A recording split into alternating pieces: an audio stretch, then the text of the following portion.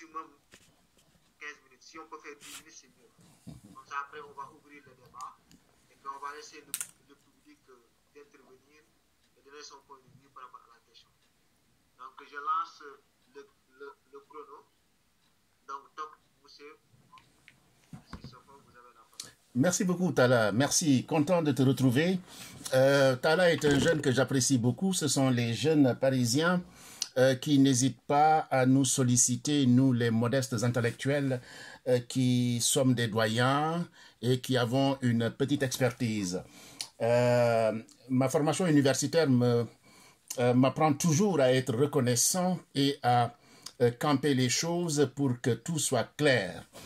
Nous avons fait d'éminentes conférences avec d'éminents spécialistes de tous bords et je voudrais encore ici le saluer puisqu'à chaque fois qu'il y a à parler de notre pays, jeune occupé, père de famille, il me sollicite et je lui ouvre mon carnet d'adresses qui se trouve être relativement rempli de personnes de qualité.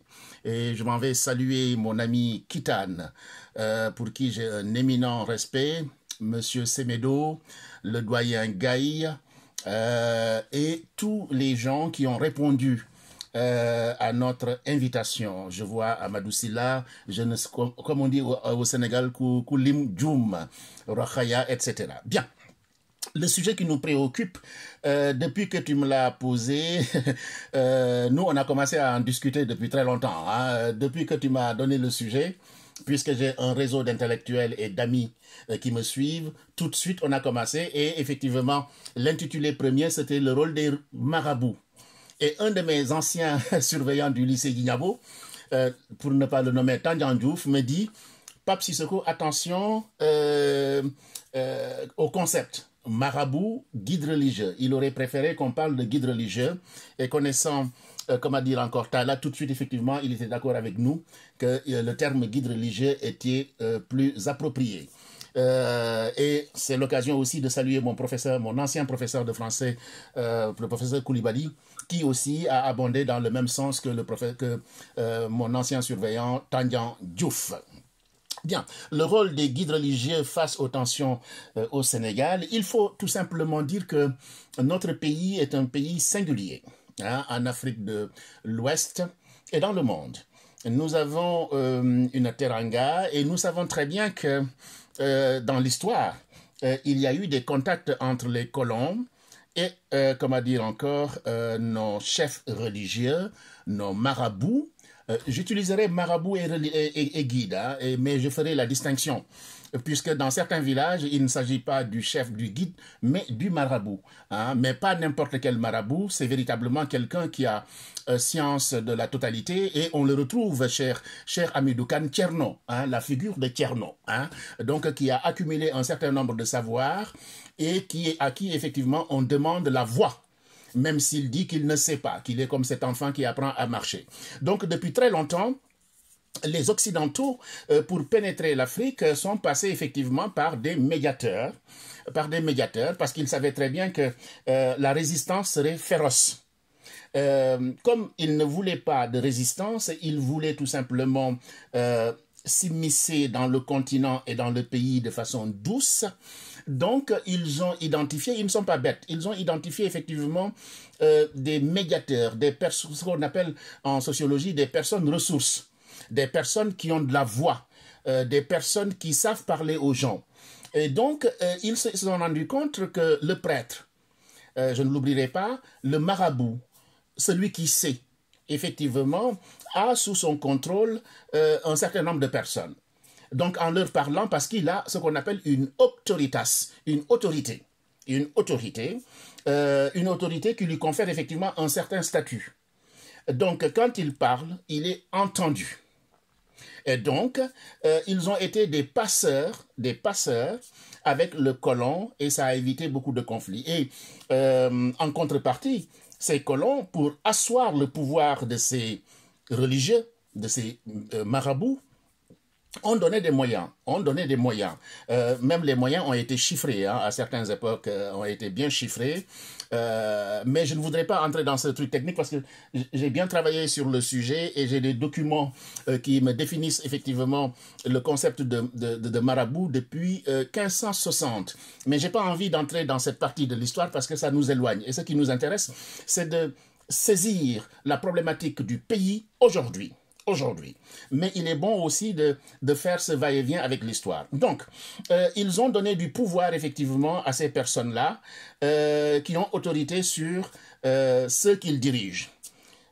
Et je voudrais, avant de continuer, citer ici un auteur qui a parlé du péril de l'absence de paix au Sénégal. Dans son homélie de la messe de veillée de Noël, retransmise en direct sur Radio Sénégal, Monseigneur Ndiaye a souligné que des signaux de violence multiformes existent dans notre société sénégalaise. L'archevêque de Dakar, Monseigneur Benjamin Ndiaye, a insisté samedi soir sur les signaux de violence multiformes existant dans la société sénégalaise, soulignant que l'absence de paix mettait la vie en péril. L'absence de paix met en péril la vie. Elle expose les plus faibles à la mort, compromet le développement, accentue la pauvreté, favorise les égoïsmes et met en valeur la raison du plus fort. Je pense que notre guide religieux, là il s'agit d'un guide religieux puisqu'effectivement il a le pouvoir sur effectivement les prêtres des régions, etc. Donc c'est lui qui a le grand contrôle. Normalement sa voix doit porter. Et ce qu'il nous dit est extrêmement intéressant parce que nous pensons tout simplement que les religieux sont des spectateurs. Mais non, ce sont des citoyens doublés d'observateurs. Ils comprennent. Et ils ont effectivement des gens qui les aident à voir. Mais qu'est-ce qui se passe dans notre pays? Il se passe que depuis un certain temps, la violence est manifeste. Mais vous savez, depuis 2012, il y a une banalisation du langage. Aujourd'hui, je lisais M. Sy, un intellectuel sénégalais doublé d'un économiste qui parlait effectivement des dérives langagières. Les gens insultent. Et c'est quand on insulte qu'on vous écoute. Mais quand Kitane va écrire, on le lira moins. Mais on va plus suivre l'insulteur que Kitane. Et pourtant, Kitane instruit plus parce qu'il va donner des arguments, des faits, etc. Mais l'insulteur va donner, etc. Donc on a banalisé effectivement les insultes au point qu'on s'est demandé, mais est-ce qu'il y a une autorité au Sénégal? Il y a un certain moment, on a vu des hommes politiques qui ont fait des choses et qui n'ont pas eu la sentence qu'ils méritaient. Vous avez vu nos jeunes qui disent que ça ne va pas au pays et qu'ils préfèrent mourir que de rester au pays. Vous avez vu aussi les violences de la police sur les populations. Quand on prend l'exemple de Bignona, ils allaient les chercher dans les maisons. Il y a une banalisation de la violence depuis très longtemps sur les autoroutes. Le fait politique qui est le plus manifeste, mais les violences au Sénégal existent un peu partout. Il y a une insécurité généralisée. Et on parle même de racisme sécuritaire. Il y a des zones où la sécurité est maximale et il y a des zones où la sécurité est laissée pour compte. Donc, il y a une banalisation et il me semble que le président Wade a contribué d'une façon ou d'une autre à cette banalisation en donnant un certain grand pouvoir à certains chefs religieux et guides religieux. Parce que quelqu'un disait, avant que tu n'arrives, on était cachés. Et quand tu es arrivé, Maître Wade, on nous a découverts. Et il avait manifesté effectivement son attachement à un groupe. Un chef d'État est au-dessus des groupes. Et c'est important. Iba Der Thiam a banalisé aussi le fait religieux en introduisant, en donnant la permission à des jeunes étudiants d'avoir des mosquées, etc., etc. au Sénégal. Et vous voyez, le Sénégal est un pays où on banalise beaucoup de choses. Et quand vous banalisez des choses, c'est là où c'est grave. Parce que quand le phénomène grossit, c'est comme si vous avez des clichés. Vous avez un cliché ou une rumeur. Prenons la rumeur. Vous prenez une rumeur. Quand la rumeur commence, il faut tout de suite couper sa tête. Si vous la laissez croître, ben, elle va vous défacer, elle deviendra une religion, elle deviendra une vérité. Et les jeunes qui n'ont pas les outils pour décoder vont dire « Bi moi de Gobi, c'est ça la vérité, c'est faux ». Donc c'est pourquoi, effectivement, on ne doit pas banaliser, mais le Sénégalais banalise. Il dit Graoul. Et moi, je ne suis pas pour le Graoul. Donc, ils ont effectivement créé cette situation où, effectivement, chacun pouvait, il y avait ce qu'on appelle la licence, chacun pouvait s'exprimer comme il veut. On est dans un pays de liberté. Oui, je suis pour la liberté, mais pas pour la licence. On peut me dire, Monsieur Sissoko, je ne suis pas d'accord avec vous, mais je ne suis pas d'accord qu'on m'insulte. Donc, les tensions existent. C'est comme si l'autorité de l'État ou l'autorité a pris des vacances. Il y a la pauvreté, la misère occupe le terrain. Vous savez très bien, j'ai écrit un petit article où j'ai dit que le Sénégalais est dépressif parce qu'effectivement, il ne voit plus clair, il ne sait plus à quel sens se destiner. Et donc, tout est prétexte à la violence. Et c'est ce qui est arrivé ces temps-ci, effectivement, la violence politique, parce que tout simplement, il y a eu des injustices, ou bien des incompréhensions, ou bien des arrestations, etc., etc. Et quand cela arrive, le peuple qui souffre se réveille et dit non, et dit non. Et il descend dans la rue. Et quand il descend dans la rue, la foule en sociologie, on a du mal à la cantonner. Elle brave effectivement les interdictions, et se confrontent aux forces de l'ordre. Et je rappelle que les forces de l'ordre ont l'autorité légale, même s'ils ne doivent pas utiliser des armes létales. Il y a un code de comportement pour la sécurité, mais dans nos pays, c'est un peu compliqué. Alors,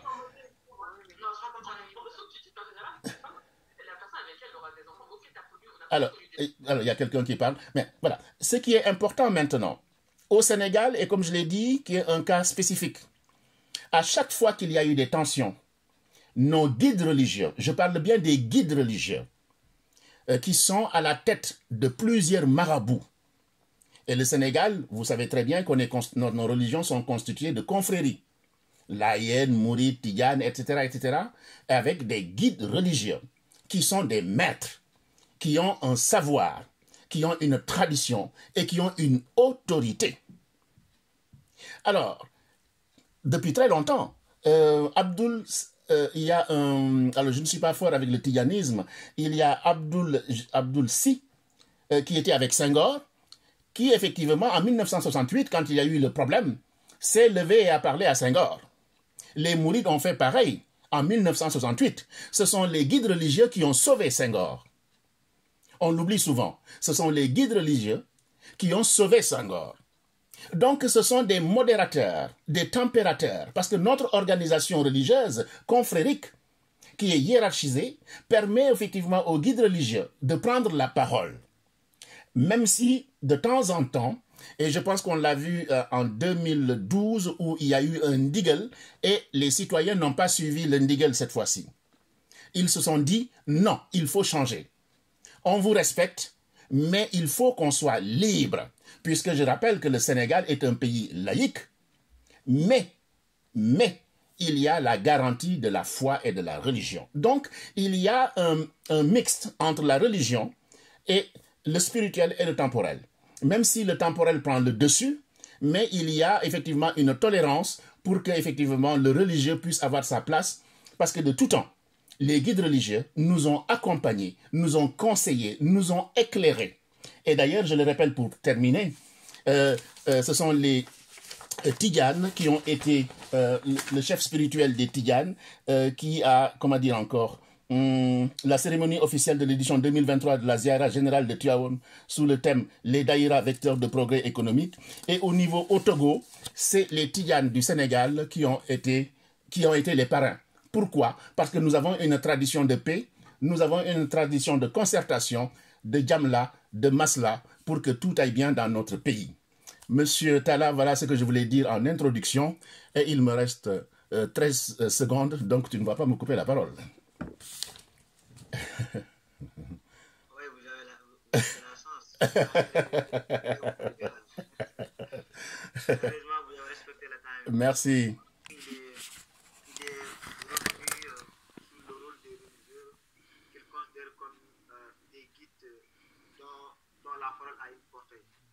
Donc pour lui, ces religieux-là doivent parler comme ils l'ont toujours fait depuis 1968, 1960, je dirais. Donc on peut parler des élections de 1962, ainsi de suite, avec la relation entre Senghor et Serigne Fallou.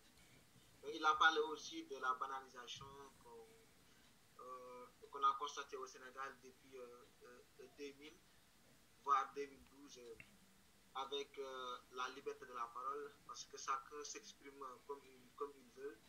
Donc, sans pour autant respecter le droit de l'autre. Donc, M. Kitan, vous avez entendu ce que M. Sissoko a dit. Donc, quelle est votre appréciation et puis quelle analyse que vous comptez faire sur